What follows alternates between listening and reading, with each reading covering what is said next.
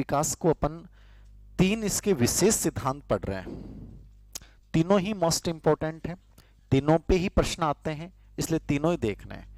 पहला अपन पढ़ रहे हैं मनोसामाजिक विकास सिद्धांत, बहुत महत्वपूर्ण है। मनोसामाजिक विकास सिद्धांत, साइकोसोशियल थ्योरी। पहला प्रश्न पूछेगा, दिया किसने? एरिक रिक्सन ने दिया है। इसने किताब लिखी थी बचपन तथा समाज, चाइल्डहुड एंड सोसाइटी। कौन सी किताब लिखी थी?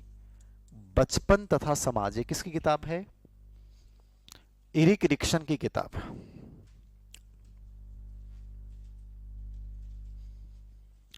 एरिक रिक्सन की किताब है बचपन तथा समाज।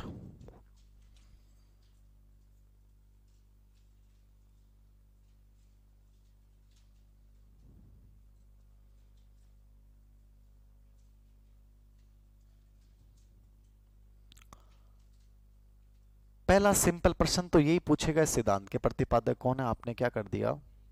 एरिक रिक्सन, मनोसामाजिक विकास सिद्धांत, बचपन तथा समाज, किताब का नाम। देखो बेसिक थोड़ा सा मैं पढ़ा रहा हूँ क्योंकि पेपर का लेवल बहुत अच्छा नहीं लग गया। पहले एक अलग चीज़ थी, अब ग्रेड फर्स्ट के जो पेपर आए उन्होंने इस बात को और बता दिया है कि आपको डीपली चीज़ों को पढ़ना पड़ेगा। ऊपरी ऊपरी तौर पे आने वाले प्रश्न अब बंद हो चुके हैं कंप्लीटली, कि आपने 5 लाइनें हेडलाइन पढ़ ली और उनसे प्रश्न आ गए, वो टाइम जा चुका है, वक्त ही गायब हो गया वो। मनोसामाजिक विकास सिद्धांत क्या है? देखो एरिक रिक्सन अहम को, ईगो को बहुत महत्वपूर्ण मानते हैं। किसको महत्वपूर्ण मानते हैं? ईगो, अहम। एक प्रश्न आया हुआ है कोई सीडीपी एग्जाम में, ईगो मनोवैज्ञानिक किसे कहा जाता है? आपने आंसर कर दिया, ईगो मनोवैज्ञानिक किसे कहा जाता है? क्योंकि ईगो को बहुत इंपॉर्टेंट माना।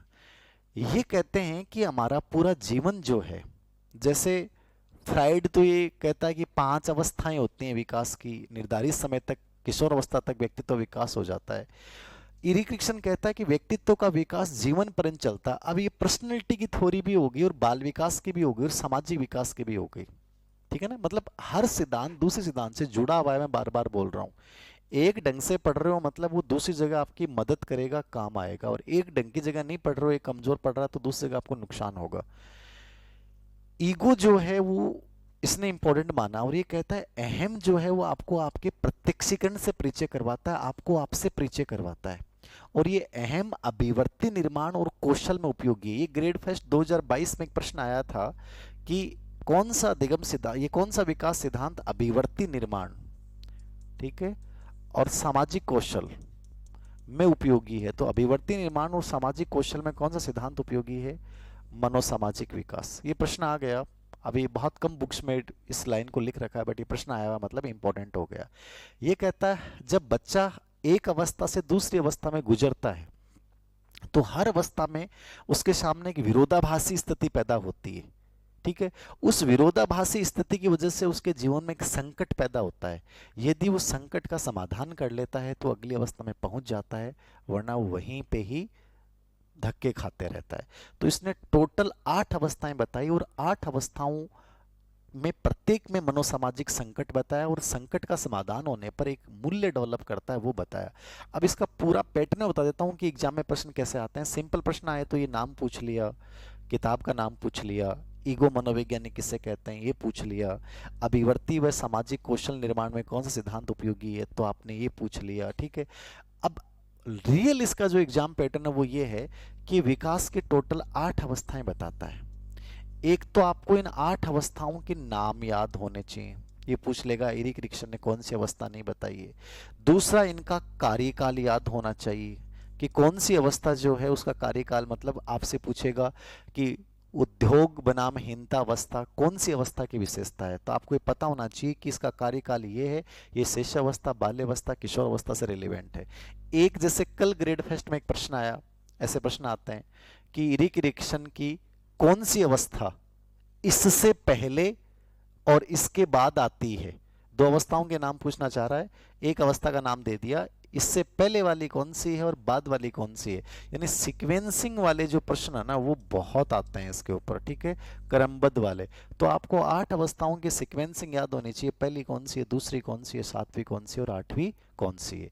एक अंतिम बिंदु आपसे ये पूछ सकता है, अप्लाइड प्रश्न पूछेगा तो कोई भी अवस्था की विशेषता से कोई उदाहरण बना देगा और ये पूछेगा इरिक इरिक्शन की किस अवस्था के समतुल्य है या इरिक इरिक्शन की किस अवस्था का तत्व है नहीं है। तो आपको नाम के साथ उसका अर्थ पता होना चाहिए कि इस अवस्था का मतलब क्या है।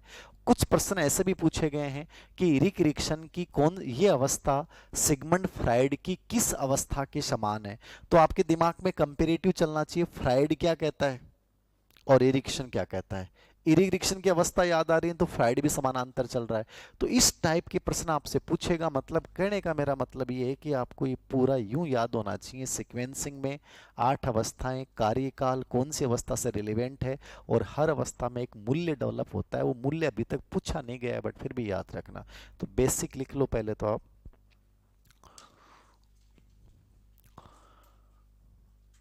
इन्हें अहम मनोवैज्ञानिक कहा जाता है।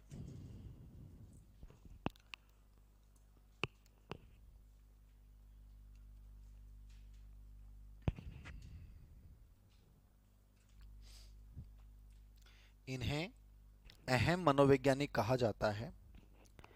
इन्हें अहम मनोवैज्ञानिक कहा जाता है। यह सिद्धांत यह सिद्धांत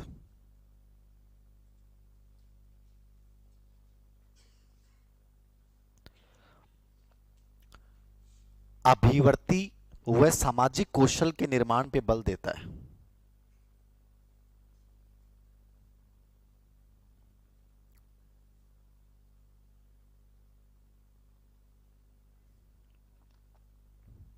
अभिवर्ती व सामाजिक कौशल के निर्माण पे बल देता है।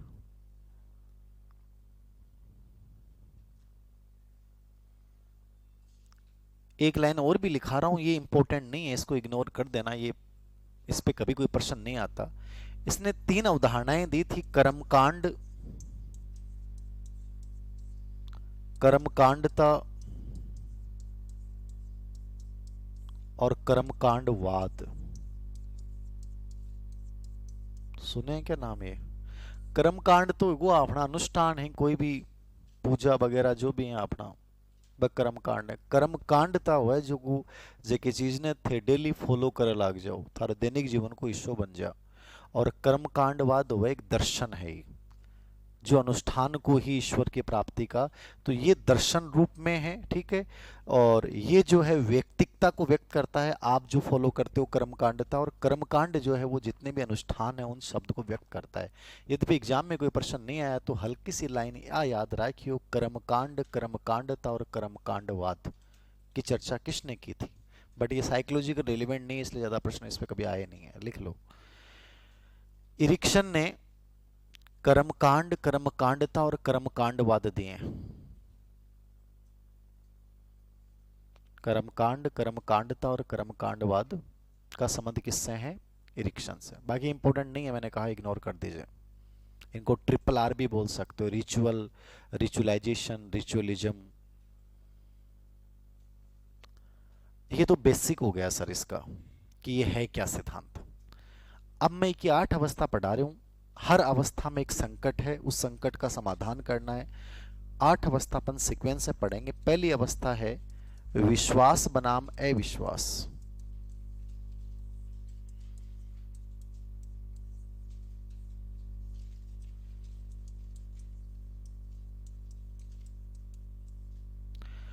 Trust versus अनट्रस्ट।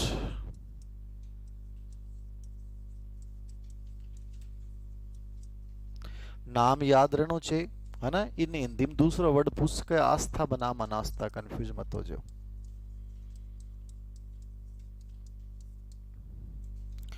0 से 18 माह का समय इसका माना जाता है।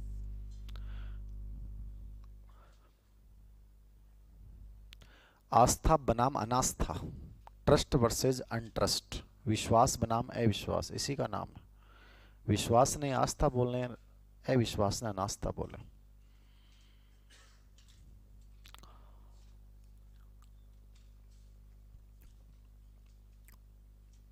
आस्था शब्द आपको ताकतवर बनाता है, वैसे तो विश्वास शब्द भी आपको ताकतवर बनाता है।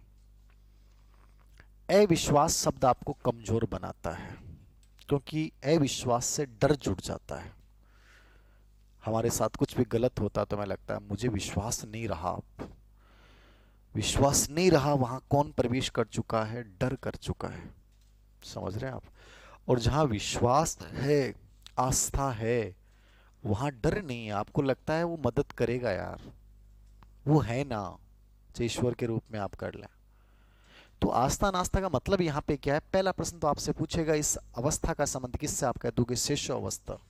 ठीक है, बच्चा जो है उसको यदि मम्मी पापा प्यार करेंगे उपयुक्त, तो उसमें भाव पैदा होगा विश्वास, ट्रस्ट।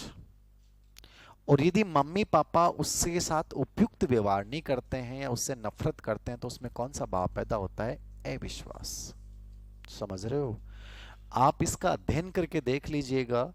जो बच्चा निराशावादी रहा है, आप में से कोई बच्चा निराशावादी है, जो हमेशा पहले निराशा सोचता है कि नहीं यार मेरे साथ तो बुरा ही होता है, उसको बचपन में मम्मी पापा से उपयुक्त प्यार नहीं मिला और वो उसका संस्कार बन गया। आपका जीवन इस प्रकार निर्धारित होता है। हम आशावादी निराशावादी कहाँ से बन रहे हैं? 18 महीने की इस प्रोसेस से निराशावादी और आशावादी बन रहे हो। ये बाद में अलग चीज़ है कि आपको बहुत पॉजिटिव इन्वायरमेंट मिला तो आप आशावादी बन सकते हो, या बाद में आपको बहुत नेगेटिव मिला तो आशावादी से निराशावादी बन सकते हो। लेकिन विश्वास यदि यहाँ जीतता है, मम्मी पापा का प्यार मिलता है, अविश्वास यदि यहाँ हार जाता है, तो आप में एक मूल्य डेवलप होता है जिसका नाम है आशा। क्या नाम है? आशा, होप। समझ गए आप? यदि मम्मी पापा का प्यार मिला तो कौन सा भाव? विश्वास। और मम्मी पापा का प्यार नहीं मिला तो कौन सा भाव? अविश्वास। इन दोनों में लड़ाई चलती है, और इस लड़ाई में यदि विश्वास जीतता है तो मूल्य कौन सा विकसित होगा? आशा। यानी आपकी जो आशावादी प्रवृत्ति है, होप है, वो आपके 18 महीने का संस्कार है। वहां यदि नकारात्मक मिला है तो फिर आप निराशावादी ही रहोगे। तो लिख लेना इसमें, विश्वास बनाम अविश्वास। विश्वास का मतलब समझ गए? माता पिता का प्यार मिलेगा तो विश्वास, माता पिता का प्यार नहीं मिला तो अविश्वास। मूल्य कौन सा विकसित होगा? आशा। तीन ही चीज याद रखनी, अवस्था को नाम, कार्यकाल, मूल्य। मतलब याद रखना है तो मतलब में इतनी बात याद रखनी है, मम्मी पापा का प्यार मिलेगा तो विश्वास, प्यार नहीं मिला तो अविश्वास। यदि विश्वास जीत गया तो कौन सा मूल्य विकसित होगा? आशा।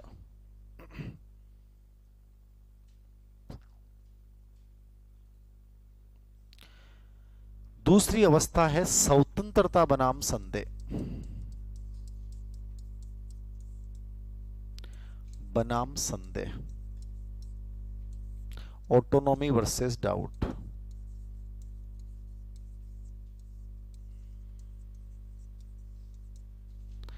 ये 18 माह से 3 वर्ष।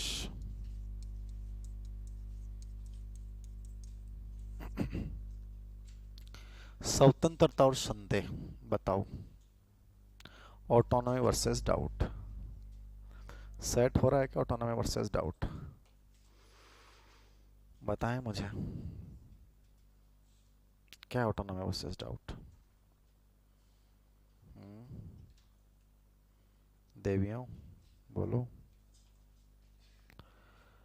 अरे टाबर 18 महीना को हुए तो भी को मन करे कि मैं स्वतंत्र कार्य करूं, मम्मी मैं वो कर लूं कि मम्मा मैं बाहर खेलने चला जाऊं क्या, मामा मैं छत पे चला जाऊं क्या, वो ऐसी बातें पूछता है। और यदि उसके मम्मी पापा बड़े साइकोलॉजिकल पर्सन तो कहेंगे जाना यार, खेल लेना यार, कर लेना, कूदना, मस्ती करना, फ्रीडम देते हैं उसको। और थारा जाएगा नमूना होगा तो अरे ना मत जा, मैं बचपन में गिरे हो जनाब तो टांग टूटी हांड है मेरी, रहने दे मत जा, बारह नहीं जानो, बारो जमानो बहुत खराब है, उठा ले जाएगा कोई। तो टाबर में दे दे रहे, डाउट पैदा कर दे बिना हर चीज पर, फिर संदेह पैदा हो लग जाए कि बारह कोई भी ले जा सके, उसमें वो डर हमेशा के लिए पैदा कर दिया। यानी तुमने उसके एक सबसे इंपॉर्टेंट फैक्ट को खत्म कर दिया, और वो थी इच्छा शक्ति। क्या थी वो? इच्छा शक्ति, विल पावर उसका खत्म हो गया। अब आप में से कई बच्चे कहते हैं गुरुजी मेरा विल पावर को नहीं, मैं सोच के तो आई ही आयो हो कि मैं चेप दूंगा मीटर, लेकिन जगह चीज ने चेपना है भी हम तो चिप रही को नहीं क्यों, और पूरा दिन टाइम और सोण में और अठिन बठिन हांडन में ही चिप रही हो, मैं तो बताओ। तो भी इच्छा शक्ति कमजोर किया वही बचपन में बिन स्वतंत्र माहौल को मिले। मैंने कहा इच्छा शक्ति जागृत होती है फ्रीडम से। आपको भी यदि मैं बांध दूं तो उसमें नहीं आएगा। मैं कई बार चीजें कहता हूं कि आप ये चीजें करो, तुम अपने मन से जिस दिन उन चीजों को करोगे ना उस दिन आउटकम्स आएंगे। मैं तुम्हें मोटिवेट कर दिया, मैंने तुम्हें कहा कि नहीं करना ही पड़ेगा, और तुमने बेमन से कर दिया तो तुम्हारा मन उलझा रहेगा, समझ गए ना। मैंने एक लाइन बोली थी एक दिन हमारे पीजीबी प्रोग्राम के बच्चों को कि आपको मोबाइल्स हैं वो सभी अनावश्यक ऐप हटाने हैं जिनसे डिस्टरबेंस होता है। टेलीग्राम पे आपको एक या दो या तीन चैनल लास्ट आपको फॉलो करने हैं, बाकी सब बंद कर दो। कोई आपको गाइडेंस नहीं चाहिए। आपका फोन का नोटिफिकेशन ऑफ रहना चाहिए, पता नहीं चलना चाहिए। कोई इंपॉर्टेंट कॉल आया तो बाद में एक साथ देख लीजिएगा। ये मैंने बोला, कुछ ने फॉलो भी किया होगा, कुछ ने नहीं किया होगा। अब जिस बच्चे ने मन से फॉलो किया उसके लिए तो बहुत बड़ी प्रॉब्लम, मजा आ रहा है उसको। और जिसने उसको बांध के किया कि धीर सिंह सर ने बोला यार करना ही पड़ेगा, तो भी बार बार दिमाग में आ रही है कि यार मैसेज आगो होगो, कॉल आगो होगो, भी टेलीग्राम पर कौन सो गुरु जी के गाइडेंस दे। मैं कह रहा हूँ गुरुजियाँ की हालत बहुत खराब है, क्यों गाइडेंस को नहीं है। मैं आज सुबह एक पीड़ा सुन रहे हो, कोई एक राइटर हैं, कोई पब्लिकेशन से उन्होंने गुरु बना लिया होगा इकोनॉमिक्स से रिलेवेंट, तो उस लड़के ने इतनी गालियां निकाली उस बंदे के लिए। बोले सर पता नहीं क्या बंदा है, गाइडेंस कुछ नहीं है। मैं कह रहा हूं क्या की गाइडेंस है। अब उनकी किताबें चल रही हैं चार चार पांच पांच, हर क्या की किताब लिख दें वह, फिर वह गाइड दें कि मैं बहुत बड़ा आदमी हूं और सब डाउन है। और उसने चेप दियो मीटर कया को, मित्र मतलब दिमाग खराब कर दियो जवानों। तो हर चीज में पॉजिटिव लिया करो, दांत मत काटा करो हर चीज में। मैं ये कहता हूं गाइडेंस आपको अपने आप से लेने की जरूरत है। ईमानदारी से बताऊं, आप अपने अकॉर्डिंग चीजों को चुने ना, आपके लिए सही क्या है। अब ये मैंने एक राय बताई कि यार अपने को क्यों नोटिफिकेशन से अपन डिस्टरबेंस हो, क्यों अपन अनावश्यक लोगों को फॉलो करें। चीजें तो सही है ना। कोई आदमी नौकरी लग गया इसका मतलब वो बहुत बड़ा है क्या, कुछ नहीं है वो। ये भ्रम निकाल दो कि नौकरी लगे हुए वो लोग गाइडेंस देंगे वो सही देंगे। 80% फर्जी गाइडेंस देते हैं। 80% का उद्देश्य बाद में आपसे लाभ कमाना होता है। शुरुआत में वो ये करेंगे वो करेंगे। ये दुनिया बहुत अलग है, इसलिए मैं आपको बोल रहा हूं आपको क्या सही लग रहा है वो चीज करिए। आप किसी के मेरे कहने से किसी और के कहने से क्यों करते हो। आप चीजों को एनालिसिस कीजिए कि यार मेरे लिए सही क्या, सच में जो सर ने बात बोली वो सही है क्या। आप किसी भी एक गाइडेंस के चक्कर में कि यार उस ग्रुप में गाइडेंस के रूप में एक चीज आएगी वो बताएंगे उसके बाद मैं करूंगा, क्यों, तुम्हें समझ नहीं है क्या। पेपर्स हल करोगे समझ में आएगी। मैंने आज कितने दो एग्जांपल दिए, दो प्रश्नों के, दो तीन प्रश्न और मैं आज इमोशनल डेवलपमेंट में चर्चा करूंगा। तो ये कब आएगी चीजें, ये कोई गाइडेंस से नहीं आएगी, ये चीजें आएंगी प्रैक्टिस से आएंगी। तो चीजों को अनावश्यक टाइम को वेस्ट करना बंद कर दीजिए, अनावश्यक चीजें लाइफ में मत रखिए। जितना आप विभेदित होते जाएंगे, जितना आपका अटेंशन 10 जगह डिवाइडेड होगा, उतने ही आपकी पॉसिबिलिटीज खत्म होते जाएंगे। एक दो चीज रखो ना लाइफ में यार कि हाँ ये दो ऐप है मेरे पास, ये टेलीग्राम पे दो लोग हैं बस इनको फॉलो कर रहा हूँ, ये इंस्टा में किसी को फॉलो करता है नहीं। इंस्टा कभी मेरा मन करेगी 20 दिन से मैंने लगे कि मेरा मूड खराब हो रहा है तो मैं रील देखने के लिए 1 घंटा लगातार स्क्रॉल कर ली, देख ली बस, ठीक है। उस दिन ही आपने उसको डिलीट कर दिया, फिर जब मन हुआ तो वापस इंस्टॉल करो, रखो मत चीजों को। तरीके हैं, लेकिन ये तरीके कब कामयाब हैं, जब तुम अपनी स्वतंत्रता से इन रास्तों को चुनोगे कि धीर सिंह सर के कहने से नहीं चुन रहा, यार मेरे लिए चुन रहा हूं, मुझे मेरे अकॉर्डिंग सही लग रहा है कि यार मैं क्यों फालतू में अपना समय कुछ अनावश्यक जगह वेस्टेज करूं। वो इच्छा शक्ति को बढ़ाती है चीजें। तो बच्चे में इस संस्कार को आप जन्म दे सकते हो बचपन से कि बच्चे को पर बाध्यता मत डालिए, दबाव मत डालिए, उसको करने दीजिए वो क्या करना चाहता है, कोई फर्क नहीं पड़ेगा उससे। और यदि आपने उसको नहीं करने दिया, हर जगह आपने उसके ऊपर उसके तलवारें लटका दी, उसके पैर बांध दिए, हाथ बांध दिए, तो जिंदगी में हमेशा हर जगह किस पे करेगा, डाउट। और सबसे बड़ा डाउट करेगा अपनी सक्सेस पे। उसे लगेगा मैं नहीं हो सकता, मैं सर नहीं कर सकता, कहीं भी जाएगा तो उसे लगेगा मेरा नहीं होगा। डाउट पैदा हो जाना मतलब एक समस्या पैदा कर दिया आपने। तो समझ में आ गया स्वतंत्रता बनाम संदेह।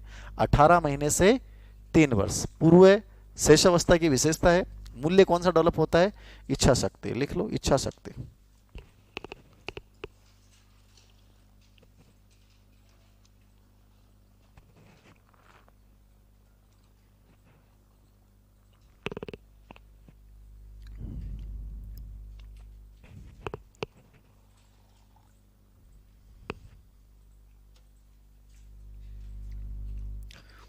तीसरी अवस्था, पूरी भी याद नहीं करो, 5 पट जा जो 5 पर 80%। छठी 7वीं 8वीं को कोई बई कोई मिलान पूछा को, बाकी कौन पूछे, 5 ही आते हैं एग्जाम में।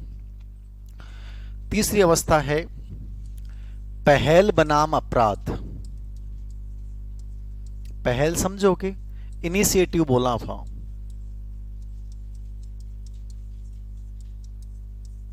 Versus guilt. पहल बनाम अपराध। 3 से कुछ किताबों में 5 वर्ष लिखा हुआ है, कुछ में 6 वर्ष लिखा हुआ है। एक ही ऑप्शन आएगा, देख लेना।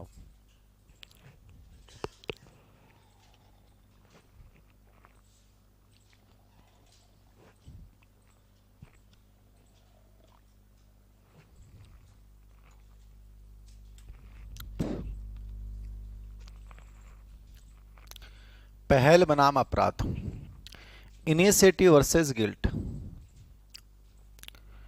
3 से 5 या 6 वर्ष।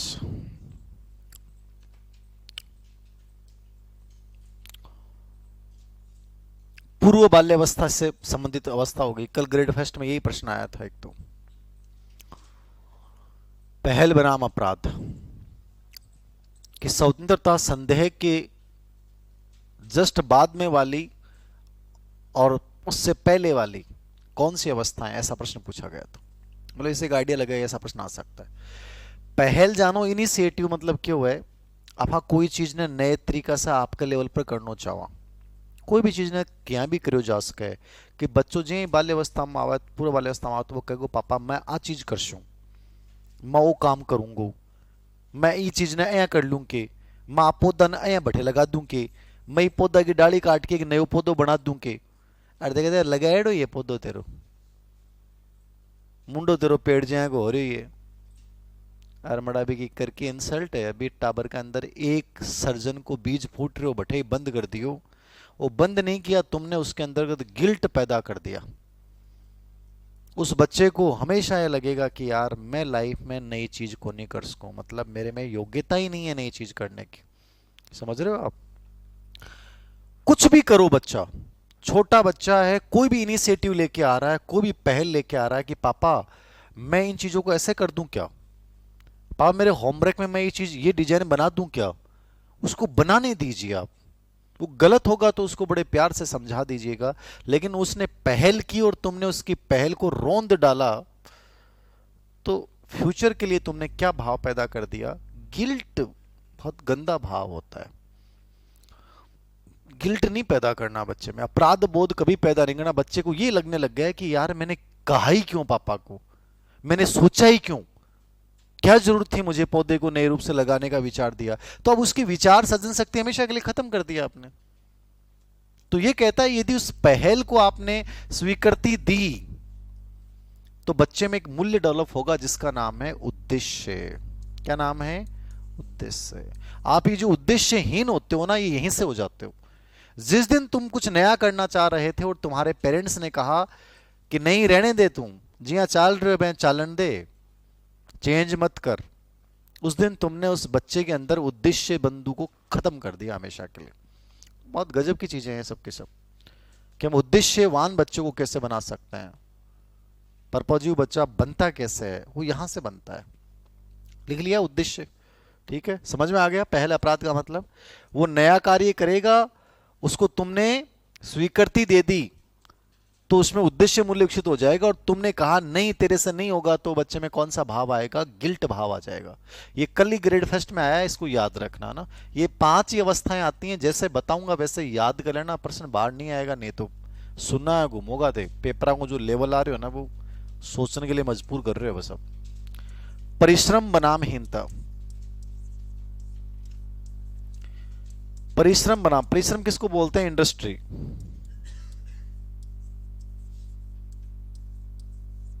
Versus inferiority.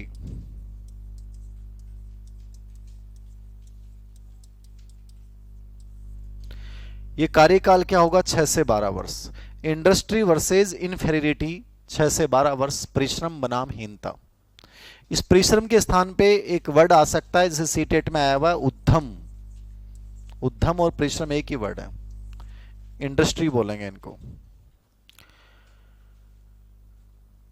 परिश्रम बनाम हीनता, इंडस्ट्री वर्सेज इन्फेरियरिटी। कार्यकाल क्या होगा? 6 से 12 वर्ष। मतलब कौन सी अवस्था? बाल्यावस्था। बाल्यावस्था का बच्चा विद्यालय में जाना प्रारंभ कर देता है और विद्यालय में वो मेहनत करता है। परिश्रम का मतलब क्या है? उद्यम करता है, वो प्रयत्न करता है, कोशिशें करता है कि मैं आज खेल रहा है तो खेल में वो प्रयत्न कर रहा है, होमवर्क में कर रहा है, पढ़ाई में कर रहा है। वो जो भी परिश्रम कर रहा है, जो भी उद्यम कर रहा है, उन उद्यम को टीचर्स ने, दोस्तों ने, घर वालों ने कहा बहुत अच्छा कर रहा है बेटा, बहुत बढ़िया कर रहा है। मतलब पुनर्बलन यदि उसको मिल गया, उसके उद्यम को, उसके प्रयास और उसके प्रयत्नों को, तब तो उसमें एक मूल्य विकसित होगा जिसका नाम है सामर्थ्य। कौन सा मूल्य है? सामर्थ्य, कॉम्पिटेंसी। सामर्थ्य क्या होता है? अरे आपकी क्षमताओं पर विश्वास कि मैं ये कर लूंगा यार अब, ठीक है। और जैसे ही बच्चे ने कुछ नया किया, प्रयास किया, प्रयत्न किए, उसी समय हमने कहा रहने दे, तेरे बस की बात को नहीं, तेरे से कुछ नहीं होगा। यदि हमने उनके प्रयासों को नकार दिया तो बच्चे से, जीवन से सामर्थ्य गायब हो जाएगा। और सामर्थ्य समझ गए? सामर्थ्य ये है कि मैं कर सकता हूं।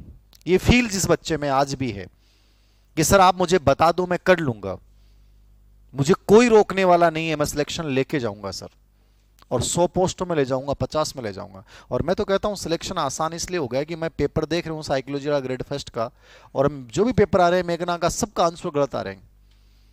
अभी बच्चे पढ़े कहां से, मेरे समझ में नहीं आ रहा। या मैं तो आप पे भी कर लूं, आप भी कहां पढ़ रहे हो ढंग से, आप भी चीजों को समझ कहां रहे हो। तो सिलेक्शन तो आसान ही है, 100 पोस्ट तो बहुत हो, 18% नॉर्मल पर्सन सही नहीं हो रहे हैं। इको मतलब सिलेक्शन क्या है?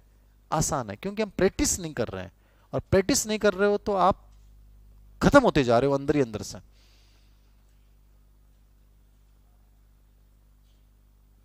बंगू तेली की कहानी सुनी की तारीख? सुनियो भी मत, नहीं थाने खुद ने फीला लग जाओ यार। समझ आ गई ना बात? इशारो बहुत है तारे, संकेत दे दियो, मैं देख लीजिए। अब बंगू तेली बनना है या फिर क्या बनना है? अभी घूम बेरो गुरु, हमारा उद्देश्य पहले ही खत्म हो रहा है। ये लिख लिया, सामर्थ्य नामक मूल्य कहां विकसित होगा? 6 से 12 वर्ष में। ये बाल्यावस्था याद रखना, समझना इन चीजों को, दिमाग में इमेज बननी चाहिए सामर्थ्यहीनता है क्या। यदि सामर्थ्य, परिश्रम को, प्रयत्न को स्वीकार नहीं तो इन्फेरिटी आ गई। इन्फेरिटी मतलब वो टाबर हमेशा अपने आप ने माना कि मेरे बस की बात नहीं है, मेरे से कुछ नहीं होगा, सर मैं तो करी कौन सकूं, सर अति पोस्टा मेरे तो बस की बात ही को नहीं, सर मैं थान लगा कि मेरे अंदर ए कमी तो कि मैं ये चीज ने बन सकूं के। ये जो विचार रखते हैं उसका मतलब उनमें इन्फेरिटी, हीनता है। और हीनता सबसे बड़ी मनोवैज्ञानिक बीमारी है, क्योंकि आदमी कदे आगे बढ़न कौन दे।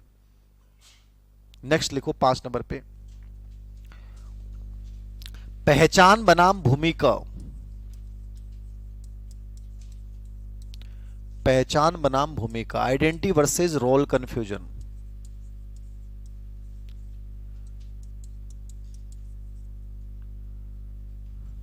Versus role confusion.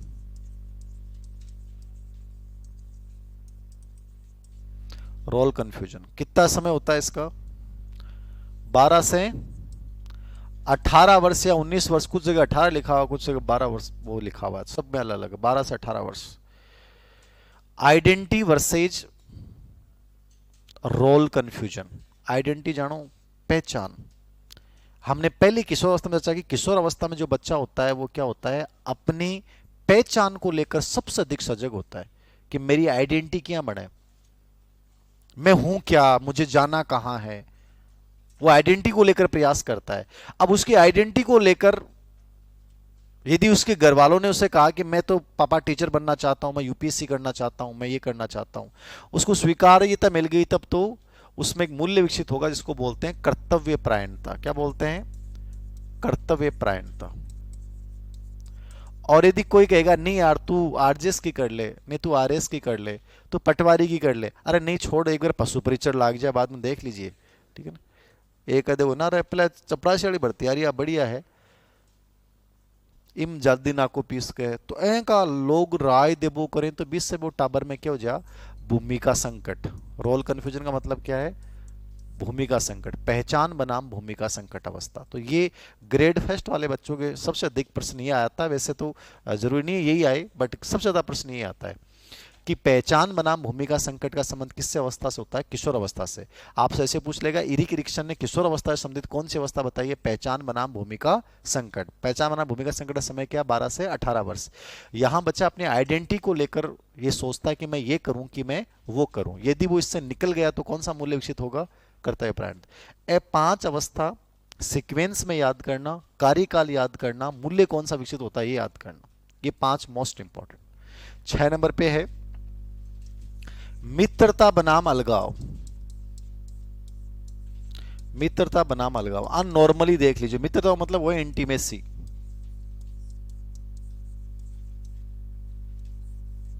Intimacy versus isolation. Intimacy versus isolation. मित्रता समझ रहे हो? अरे थे 19 वर्ष में जिए सुना 19 में, तो थारे अंदर ये फील हो सी कि यार मेरी लाइफ में एक दोस्त होना चाहिए, एक रिश्ता आपकी लाइफ में ऐसा होना चाहिए जिसके साथ आप अपनी हर बात शेयर कर सको, जिसको आप बड़े निडरता के साथ कह सको और वो बंदा आपके साथ निडरता के साथ खड़ा हो जाए। ऐसा आपके मन में आता है 19 वर्ष में। इससे पहले को नहीं होता रहे, इससे पहले और चीज भी चाल वो करें आप। लेकिन मित्रता वाला जो रिश्ता ना, मित्रता मतलब यहां पे वो एक ऐसे साथी की तलाश में रहेगा जो उसके जीवन भर साथ रहे, मतलब ऐसा दोस्त जो उसका जीवन साथी बन जाए, वो उसके हर संकट में खड़ा हो। यदि वो मिल गया तो उससे क्या होगा? प्रेम होगा, लव होगा। ऐसा मिल गया तो, और नहीं मिला तो वो आइसोलेशन की जिंदगी जिएगा, अलगाव कर भी लेगा तो उसे अजीब सा रहेगा, उससे कोई मतलब नहीं होगा उस रिश्ते से। जहां मित्रता है वहीं प्रेम है, याद रखना। आपका जीवन साथी जो आपका दोस्त बन गया ना, वहां आपका प्रेम टूटेगा नहीं। और जहां आपका जीवन साथी फालतू की औपचारिकताओं में बंद के रह गया ना, दोस्त कभी नहीं बन पाया, तो फिर वहां प्रेम नहीं बन पेगा। इस चीज को याद रखना। प्रेम वही है जहां आपका रिश्ता दोस्ती मतलब समझ गए, हर बात शेयर कर दी, यार आज मेरी इस बात को लेकर टेंशन हो रहा है, एकदम दोस्त हैं, खुले हैं, ओपन माइंडेड। मैं तो कहता हूँ रिश्ते बहुत ओपन माइंडेड होने चाहिए। रिश्ते ये फालतू के इनमें नहीं होने चाहिए, हमें ऐसा नहीं बोलना चाहिए, ऐसा सब कुछ बोलो, सब कुछ बताओ, हर चीज खुलापन। घूमने गए हो कहीं भी पति पत्नी के रूप में गए हो तो कोई दूसरे जोड़े को देख के आराम से बढ़िया एंटरटेनमेंट करो, कोई फर्क नहीं पड़ता। बताओ उसको यार मुझे सही लग रही, क्या फर्क पड़ता है? रिश्ता ऐसा होना चाहिए। अब वो छुप छुप के देख रहा है, उससे अच्छा ना कि उसको पता दे गया, देख मेरा मन है इसको देख देख लो थोड़ी देर, हाँ देख लो। ऐसा रिश्ता आपके साथ सोच के देखो आप, कितनी पॉजिटिविटी रहेगी। अब दान देख नहीं बे भी ये छुप के देखोगा फालतू, तुम टेंशन में बर्डन में कि बाकी की नजर न पड़ जाए, ठीक है ना। मित्रता जहां होगी ना वहां आपको ये डर ही नहीं रहेगा कि यार वो भी नोट कर रही है क्या, कुछ नहीं। रिश्ते ऐसे इतने पॉजिटिव वाले होने चाहिए, जिसमें जितना खुलापन है रिश्तों में वो रिश्ता उतना ही लंबा चलता है। और जितना रिश्तों में परछंदता है, परछंदता मतलब आप छुपाते हो चीजों को, उतना ही वो जल्दी टूटता है, गहराई नहीं होती उसमें। तो मित्रता गहराई का प्रतीक है। समझ में आ गया? ये प्रेम होता है ना। आगे ये आप इस आपकी स्टेज चल रही है शायद, ये मिला क्या कोई किसी को? हाँ लागे रहे तुम 6 नंबर पे।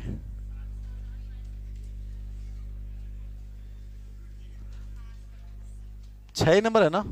7 नंबर पे सर्जनात्मकता। सर्जनात्मकता, निष्क्रियता बोल दो, ठहराव बोल दो, है ना, बनाम निष्क्रियता की अवस्था।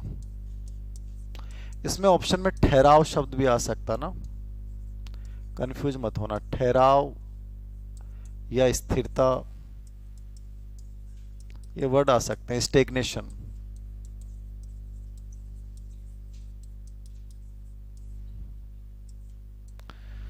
क्रिएटिविटी वर्सेस स्टेग्नेशन, ये होती है 35 से 65 वर्ष का समय होता है आपका सृजनात्मकता बनाम निष्क्रियता। रचनात्मकता बनाम निष्क्रियता एक ही बात है ना, रचनात्मकता भी एक ही बात है। या जननिक भी बोल सकते हैं, जननी भी एक ही बात होती है। जननी का मतलब ही रचनात्मकता होता है। 35 से 65 वर्ष, 35 से 65 वर्ष का जो आपका समय होता है ना, वो होता है क्रिएटिविटी को लेकर। आपके मन में ऐसा आता है कि मैं कुछ ऐसा वर्क भी करूं जिससे मैं समाज को योगदान दे पाऊं। समझ रहे हो? मैं कोई ऐसा वर्क करूं, कोई एनजीओ बनाऊं, कुछ ऐसा करूं, समाज में इस बुराई के खिलाफ काम करूं, ऐसा आपका मन करता है। यदि इस विचार को किसी ने कहा कि यार ठीक विचार आपका, कर लो, तो आप में एक मूल्य विकसित होगा, देखभाल, केयर। ठीक है ना?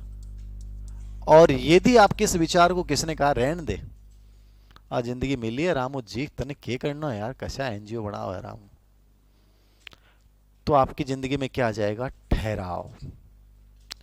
इसलिए लाइफ में रुकना नहीं है, तो कुछ ना कुछ चीजें ऐसी जोड़ के चलो लाइफ में। मतलब आपकी पारिवारिक लाइफ के साथ आप जिंदगी जी रहे हो, वो कोई अच्छी जिंदगी थोड़ी है। आप ये मान लो कि एंजॉय करो, आप हर चीज को, रिश्ते को अच्छे निभाओ, लेकिन आप कुछ ऐसा भी देख के जाओगे समाज में, समानांतर कोई ना कोई ऐसी चीज, उससे आपकी लाइफ में रचनात्मकता बनी रहेगी।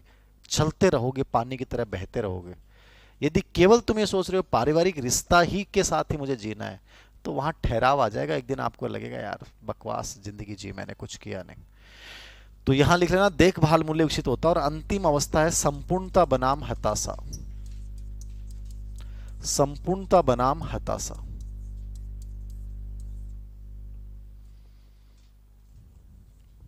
क्या होती है? संपूर्णता मतलब क्या हो गया? इंटीग्रिटी वर्सेज हताशा मतलब डिसअपियर। डिसअपियर किसको बोलते हैं? निराशा, तनाव। ये आपकी लाइफ का अंतिम पड़ाव होता है 65 वर्ष प्लस। अब आप कहोगे सर 65 वर्ष कोई नहीं जीवा, तो बिग लाइफ में 50 वर्ष बाद में वो टाइम आ जाएगा। मतलब ये भाव है, ये अवस्था है, जैसे आपकी जीवन अवधि उसी अकॉर्डिंग आने लग जाएगा। संपूर्णता बनाम हताशा का मतलब ये कि आप लाइफ में एक ऐसे मोड पे होते हैं जहां आप अपने बारे में मूल्यांकन करते हैं। मैंने अच्छा क्या किया, बुरा क्या किया।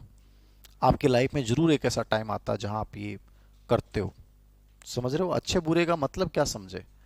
यदि आपको लगता है कि मैं जीवन सच में बहुत अच्छे से जिया हूं, भरपूर जिया मैंने, भरपूर जीवन का मतलब ये नहीं होता है कि आप किसी एक रिश्ते की वजह से आपने जिंदगी, आपने हर चीज को बहुत अच्छे से किया। आपने जिंदगी में जितनी चीजें होती हैं वो सब की, सब मतलब समझ रहे हो? आपने उस रिश्ते को भी निभाया, जिंदगी में और मनोरंजन होते हैं वो भी किया, आप घूमे भी, आपके जो मन में आई ना चीजें वो आपने सब की, सबको जिया, निष्कर्ष निकाला ये सही था, ये गलत था, हर चीज की आपने। आपको लगा कि यार मजा आया वास्तव में, वहां आपको ये प्राउड फील होगा कि यार मैंने जिंदगी को जिया है। और मैं कई बार कहता हूं ना कि मान लीजिए आपका कोई सपना था, ड्रीम था, और किसी ने रोक दिया, किसी वजह से रुक गए आप कि यार मैं इस वजह से नहीं कर पाया, तो जब यहां पहुंचते हो तो आप अपने आप को गालियां निकालते हो कि यार मैं क्या जिंदगी जी मैंने, यार मेरा एक ही तो ड्रीम था, यार मेरा एक ही तो चाव था कि मैं ना, मुझे ड्राइविंग बहुत अच्छी लगती है तो मैं घूमूंगा, मैं ड्राइविंग नहीं कर पाया। आज तुम्हारे पास उस समय पैसा भी होगा, गाड़ियां भी होगी, लेकिन तुम अपने आप को गालियां दोगे, अंदर से अपने आप को ऐसा लगेगा मैं बहुत गंदी जिंदगी जी के आया हूं।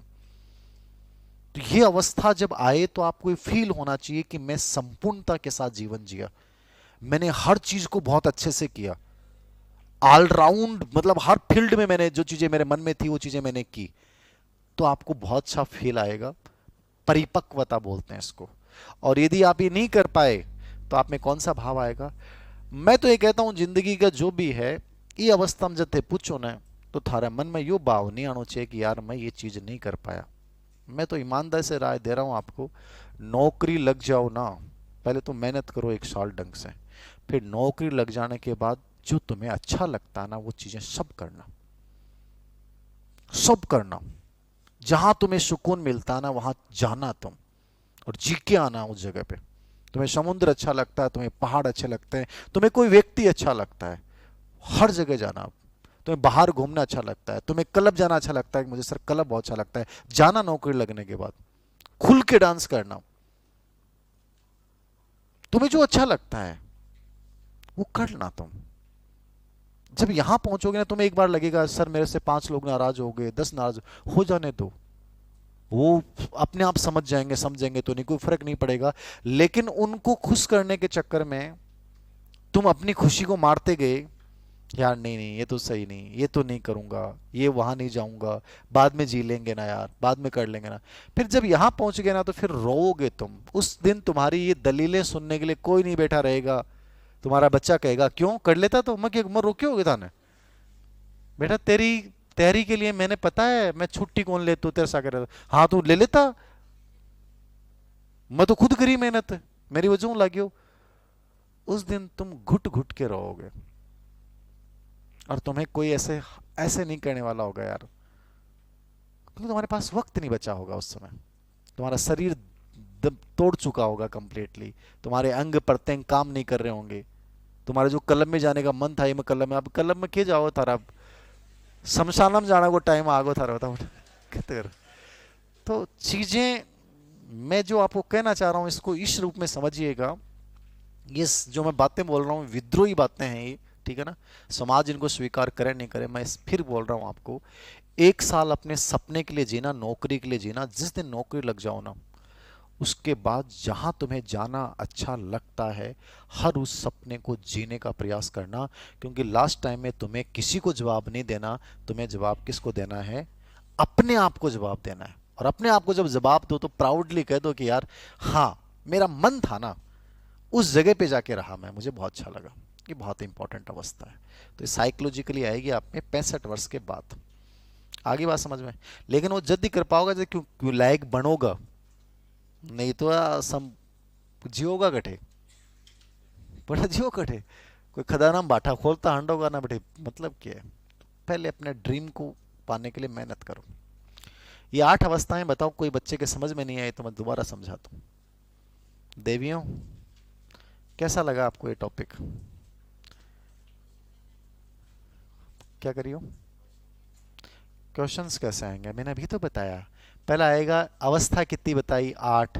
पांचवी अवस्था कौन सी है, छठी अवस्था कौन सी है, संपूर्णता बनाम हताशा से पहले आने वाली अवस्था का नाम है, विश्वास बनाम अविश्वास के बाद तथा पहल बनाम अपराध से पहले कौन सी अवस्था आती है, ऐसे प्रश्न पूछेगा।